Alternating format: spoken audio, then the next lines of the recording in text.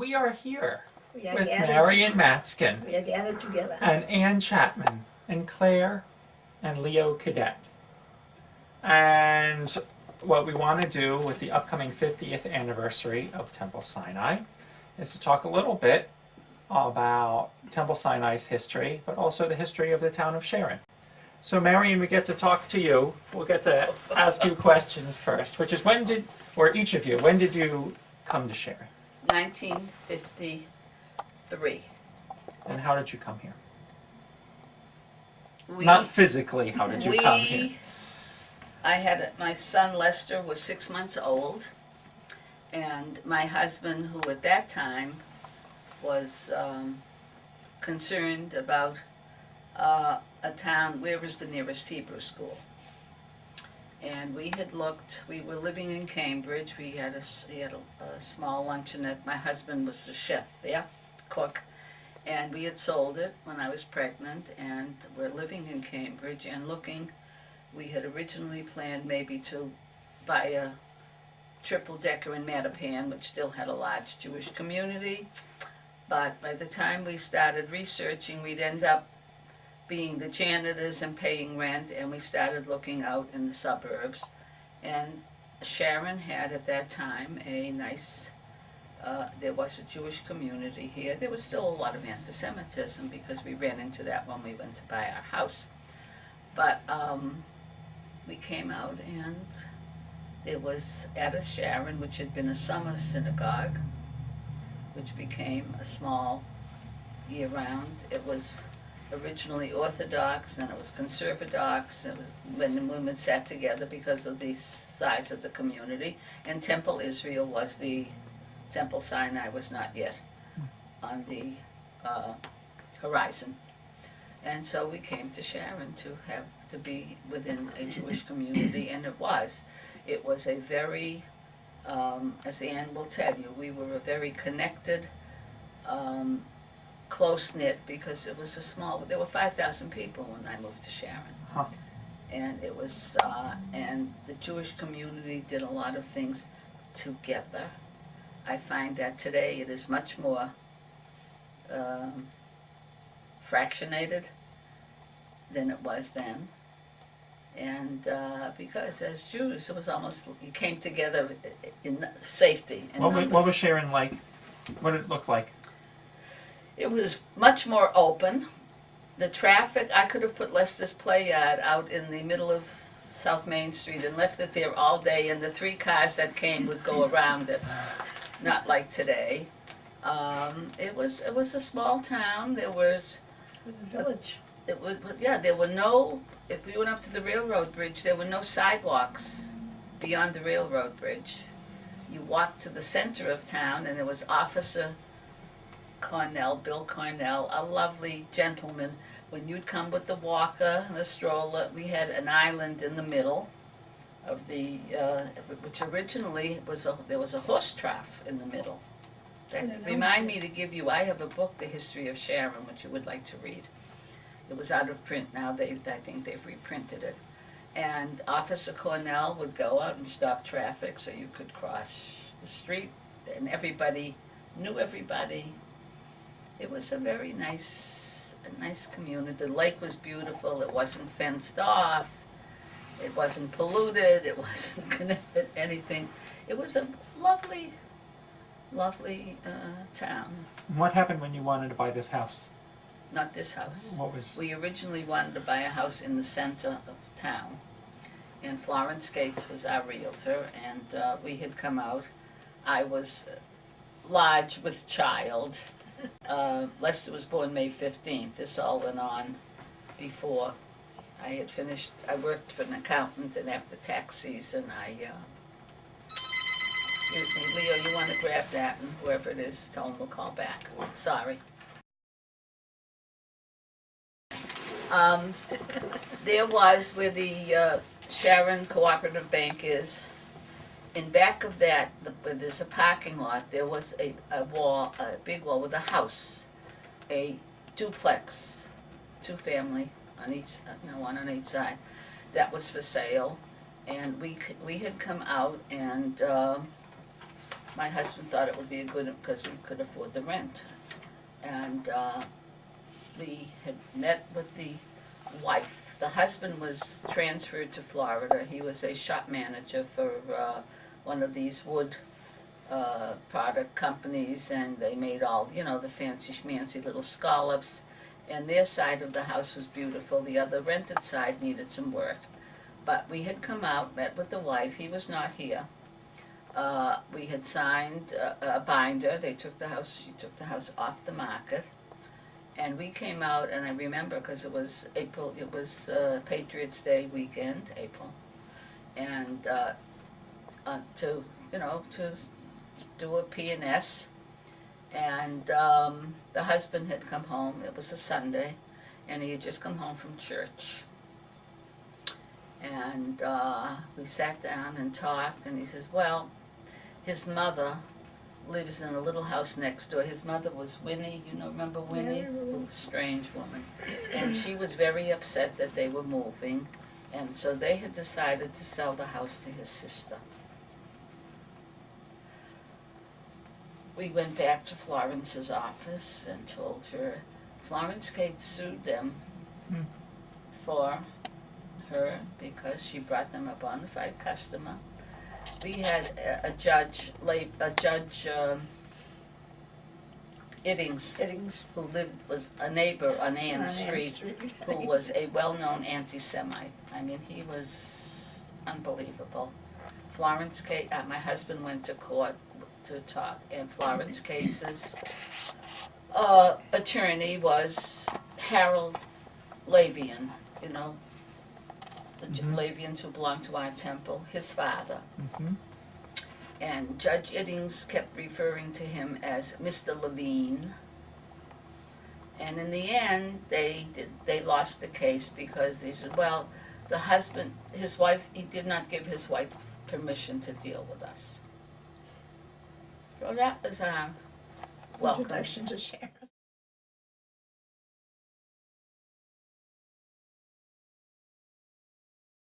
Can you tell me a little bit about how Temple Sinai has changed, what your experience has been like at Temple Sinai and how it's changed? Well, it started out small, you know, really small, maybe 100 families, and you really did know everybody, and we helped each other's out with bar and bat mitzvahs, you know. All the onegs used to be home baked at that time, and we would come in and I tell you, when Marion joined, I followed her around for 3 or 4 years, you know. She was the maven, and if we did it Marion's way, everything came out fine. And so we would come in and set up onegs together, and we had real dishes and tablecloths and used silver. You know, that was long before paper plates and so forth. Our onegs were the talk of the world because Really? we would put out Ask Rabbi Zub, he'll tell you. beautiful, He always remembered them. beautiful onegs. Yeah. But And- we had How much of that did you bake? much. When I joined the sisterhood, I was a member of Yahrtzeit Sharon. My son became a bar mitzvah there in 1966. In 1965, I started working for friends Lucille and Irving Garrett. I had known Lucille as a girl in Roxbury, and when I moved here, I met them at the temple. And Irving, they were active, and when I started working for them, I got invited to things at Temple Sinai. I was never comfortable at Yahrtzeit Sharon. I had no religious training whatsoever. I knew I was Jewish. We knew the cultural and the tradition, but did not know an aleph from a bet. I knew nothing. And I started going to services at Temple Sinai every Friday night. And we had choir every Friday night. Mesh Gordon was our cantor, a nice rich, he was a math teacher, but he had a rich baritone voice. And we had a rabbi, I think Sharon was the rabbi at that time. And they enunciated Hebrew beautifully. And I started attending on a very regular basis, and I was embarrassed because I didn't belong. And Lucille says, why don't you join the sisterhood? I joined the sisterhood in 1968. And my first job was, guess, Oneg chair. Mimi Plonsky was president of the sisterhood at that time. We had a very large, active sisterhood. We were very proud. We did we? Ann? It was wonderful. We would give the temple $6,000 a year. We did fundraising. We did the Onegs, and all of the things. And that's how I started at the temple. And in 1969. We had one of those traumatic family years.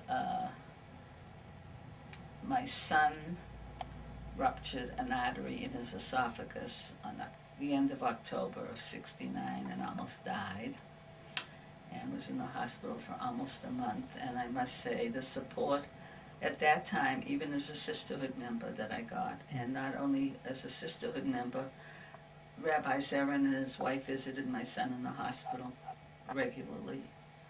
The outpouring of support, even at that time, was quite wonderful.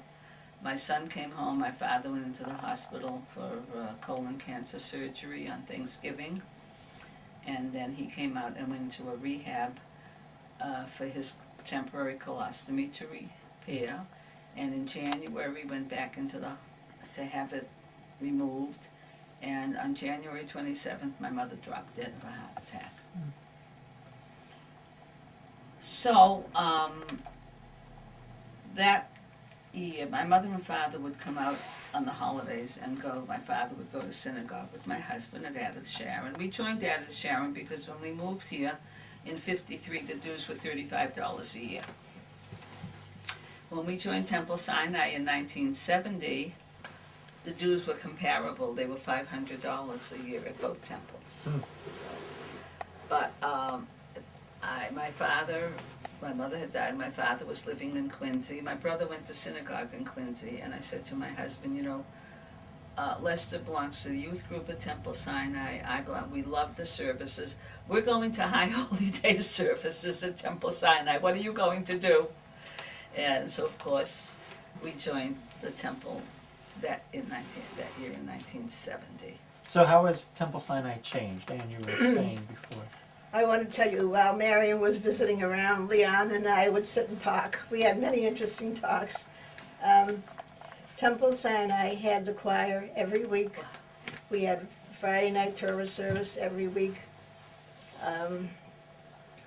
When Rabbi Sharon came, he brought a curriculum with him, and he organized the volunteer teachers. And I told him, I am only taking this for the knowledge. I am not going to be a volunteer teacher. So I ended up being a volunteer teacher, as I say, for 4 years. It was smaller, friendlier, I don't mean to say that it's not friendly now, but because it was so small, you knew everybody.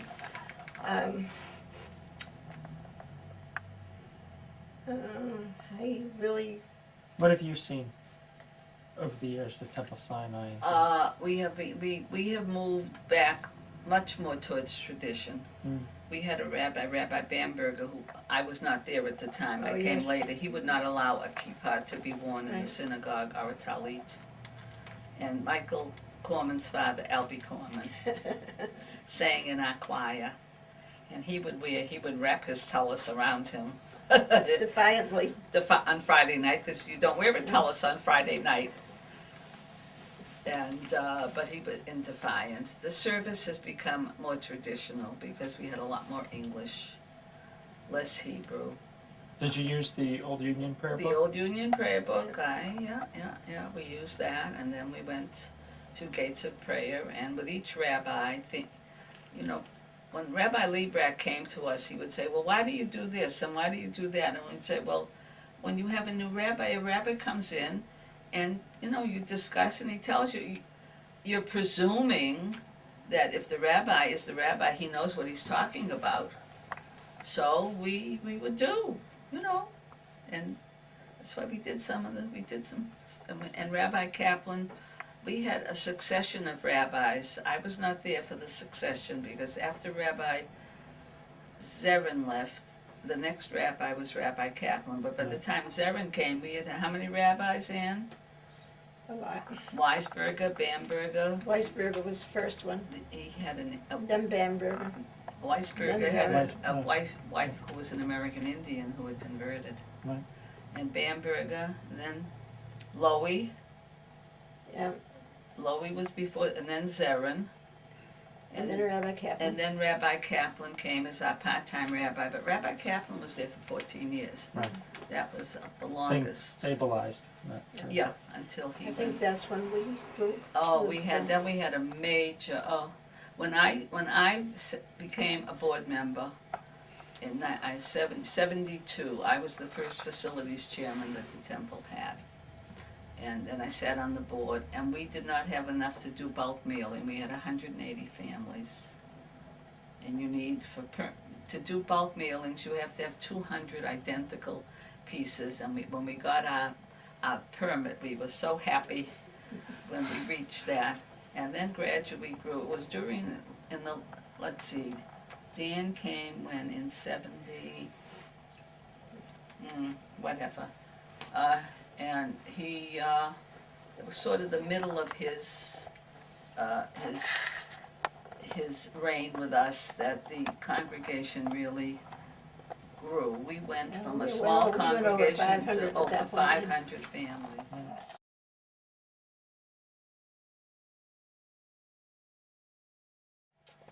Of the different things that you make for Temple Sinai, Yes.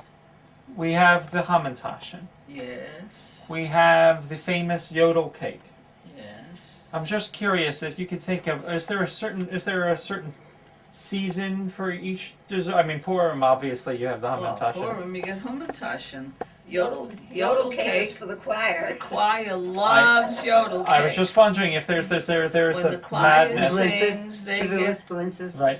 and it's sugarloaf. We get blintzes. You know, there's that mushroom strudel. Does Well, that have any that's- particular pattern to No, it? when we used to do our potluck, that's one of the things that when Rabbi Liebrack was with us, he had a little core group, and we started doing Shabbat. You know, when there was no bar mitzvah, and then even later on, if there were a bar mitzvah, they would come. I didn't come if there were a bar mitzvah, but we would do a potluck luncheon. Mm-hmm. And we did, of course, no meat because there are people who do keep kosher. And that's how these things evolved. I started doing soups, but then Linda Blocker took over. She became the soup Nazi of the Saturday morning kiddish lunch group. So I would bring like mushroom strudel and different things like that. And actually rugelach. We had a bakery up at Sharon Heights called Cake Art, and Boston Magazine, it's in one of my articles there, noted that they were voted the best rugelach. Our temple disagreed. Our temple, Marion's Now, rugelach. which is the better rugelach, do you think? Do you think it's the chocolate ones, or do you think it's the jam? It depends. Some people love the chocolate. Some people like the Yeah, jam. but I'm curious for your own I personal don't know. vote. I don't eat them. I only make them. After you make 960 million of anything, you really don't eat it. So, and the chocolate covered strawberries. Oh, yeah. I did that many when Cantor Gordon. Pardon me, let me retired. get an exhibit for our Yes. Hold on one second. Okay. Right. Yeah. Help yourself. Help yourself. Exhibit A, Exhibit A. the chocolate covered strawberry Strawberry. by Marion Matzkin. Okay. Yeah. There we go. I will have to have chew. napkins with the. He's got napkins. I'm okay. Here's a napkin. So how did these start? That's Cantor how we Gordon retired in 1977, and we had a whole weekend in celebration. And Jerry Goldstein, who is a member, her husband Ron Goldstein had been president of the temple before they were divorced. And Jerry was in charge of the Sunday brunch, and I was in charge of the Friday night oneg. And we are both two very strong women, and everyone wondered how we were going to manage this because we did it very easily. I was in charge Friday night, and she did what I wanted, and on Sunday morning she was in charge. I did what she wanted. But I made chocolate dipped strawberries for the first time for that. That was 1977. I just thought, what a nice thing to do. And I can remember Paul Milner standing at the table, and Ione, his wife, was there, and he said, "Oh my God, these are better than sex." That was Paul's, and Ione, I think, took offense at that. But that's how we started with chocolate dip.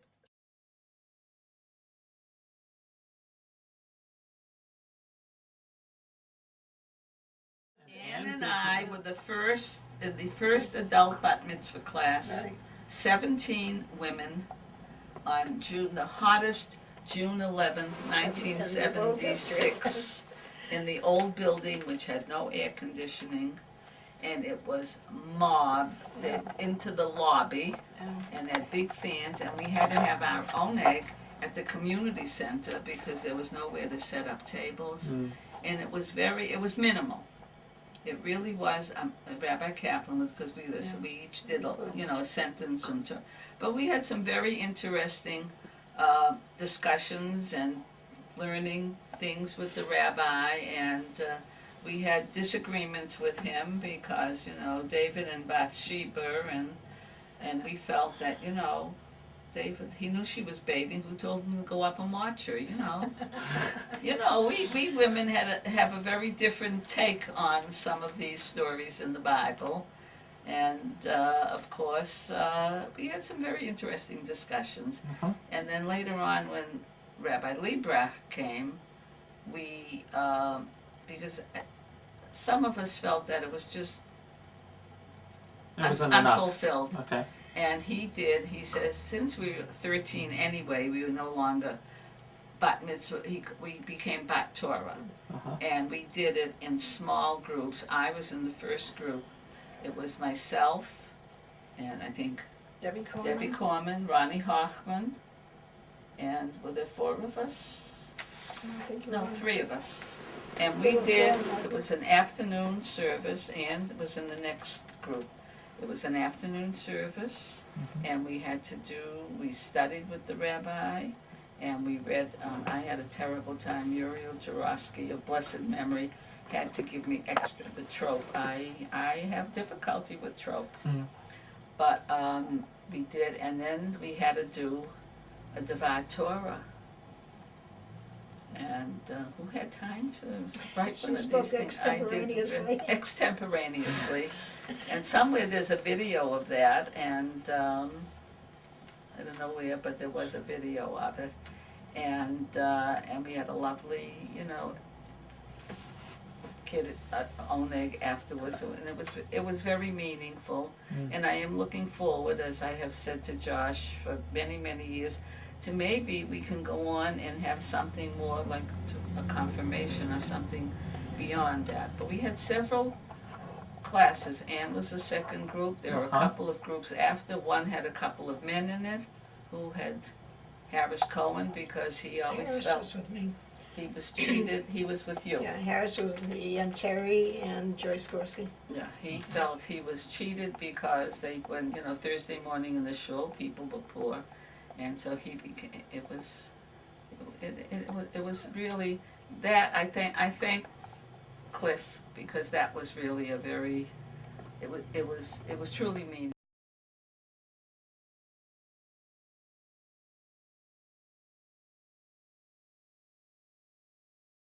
My first honor was reading Jonah.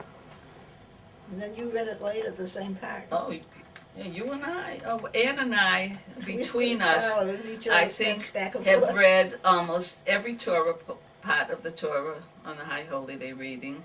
And then when Rabbi Kosofsky joined us, we did not do the Akedah. When Rabbi Kaplan was our rabbi, he had difficulties with it, so we didn't do that. And we did the Mitzvah, and then we did Bereshit on the second day. But we did not do the Akedah at all on the holidays. And when Rabbi Kosofsky joined us, he said we will do it. and Robbie Solomon was our cantor. And Ann and I did not mind getting different Torah portions. We were willing to learn a new one every year. As some people, cling, they will not let go of their We Torah. we didn't chant. No, we read. Rabbi Kaplan did not ask that of us. We Right, only read. right. Rabbi Liebrack preferred everyone to chant. I read. But Robbie called me and he says, I know you don't mind and we are going to be reading. Would you mind learning? And that's what. when Hineni. That was my first, that whole section was my first part of that. Yeah. I was very proud. I mean, I joined Temple Sinai in 1970, did not know an aleph from a bet, knew no Hebrew at all. And over the years, wherever there was a little class, I took it, even outside the temple. And we had at one point, we had a large class jointly with Temple Israel and Adith. We did a combined, we had a real teacher, and we took, and I've forgotten, but I learned a lot of Hebrew, and it's become your home away from home. I was very proud when I stood up there and I said, here I am, an really ignoramus who knew nothing, and here I am standing here reading from Torah without a cheat sheet.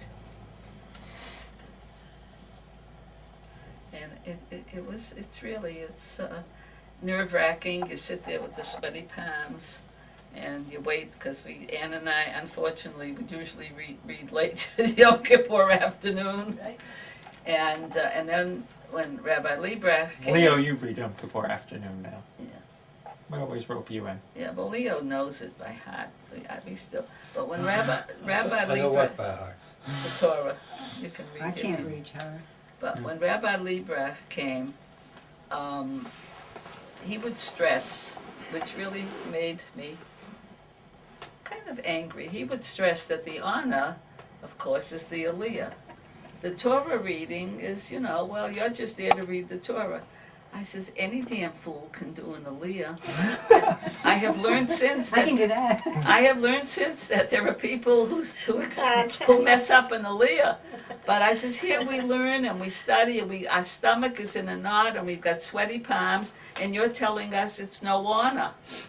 So when I was ritual chairman for 2 years. But he would pat you on the shoulder and say, good job, But well done. when I was ritual chair for 2 years, and because I was ritual chair and had a lot of things to do, I did not read from Torah those 2 years. I did a candle blessing. He says, oh, what a relief. It's a lot of pressure because you want to do it perfectly. You know you're there. It's a challenge, though. It's a challenge. I enjoyed the challenge. Yeah.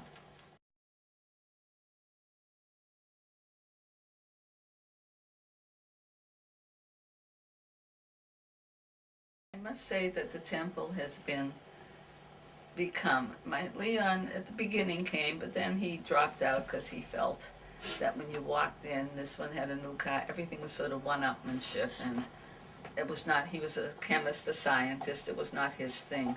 But for Lester and I, it was a blessing, and for me in particular, with everything that I have been through, the support of my temple community, it's truly an extended family. Leo so far has been the only one to have an 83 bar mitzvah. I am the only person in the history of Temple Sinai who sat Shiva in the synagogue for her husband, because my home could not. Lester was ill and that was his bedroom. I could not have people. And Rabbi Liebrack insisted. I thank him. He said, people, the phone is ringing off the hook. And on Sunday afternoon, January 12th, they opened the temple in the afternoon. The sisterhood baked and served. And I sat there. I had my brother come to be with one family to be with me. And my brother said, are you the Pope or the Queen? There was a line of hundreds of people stretching out throughout the temple who came to express their condolences, to say to me, I'm here because when we joined the temple, you made us feel welcome. When Lindsay Opper became a bat mitzvah, I was honored to do the Kiddush to do the motzi at the bat mitzvah and to light a candle, because Cheryl said to me, when Lindsay was an infant, when they first came to the old temple, and I was out and she was looking for somewhere to nurse her, and I says, oh, come with me, and I took her into the rabbi's study. It was Friday night during service. I says, I shut the door, nobody will bother you. And she says, I never forgot that, and that's why we joined the temple, because of you.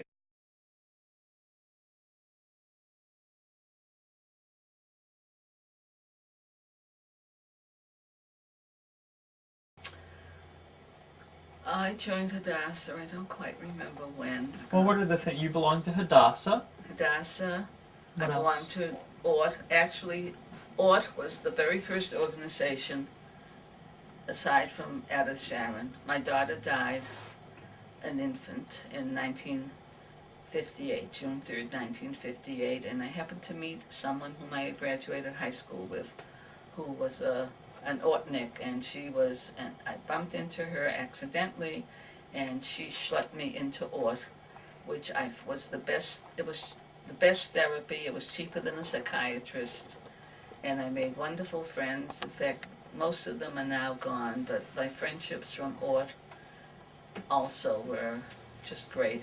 So there's Hadassah and then Ort. then Hadassah came later. Gail Gilbert, who was Shari Levitan's mother, was Hadassah president. Ellie Banted, who was an ex, who now is living in North Carolina, happened to be membership chairman and invited me to a Hadassah tea. No one ever invited me. And I went and I joined and I said, I'll be a paper member. Well, I guess I don't know how to be a paper member. And I ended up chairing the, Hadassah used to do gift wrapping in Walpole Mall. And I ended up chairing that for 15 years. And schlepped me along. Yes, I did drag Claire along. And actually Hadassah, I was their Woman of the Year, which at that time was still a surprise. Today they let them know in advance. But I was the next to the last one to be surprised. And I remember sitting at the table with Ellie Bandit, and they talk about it, and I said, well, I wonder who it's going to be. And they came to one point, and then I knew, and I picked my head up, and my husband and my son were there. They had gone to, Irwin Gilbert had gone to bring them to see me being honored. And then later on, I got the Leadership Award, Achievement Award from Hadassah.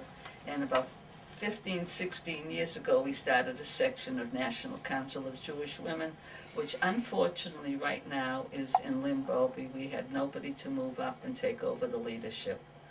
But that's we do wonderful, wonderful work. What other organizations? You did something with the high school. I forget. Well, I got I was honored for as an ordinary hero. The high school has a program. This is part of the English department, but the 5th grade students and high school students interview people throughout the year. People are asked, and I was actually Ellen Bender ran that program, who belongs to our temple, and she had called me and they wanted to interview me about my work with Mainspring, and also about Lester's, setting up Lester's apartment. And they interview people throughout the year, and at the end of the year they pick 10 or 12 people to be honored as called Ordinary Heroes.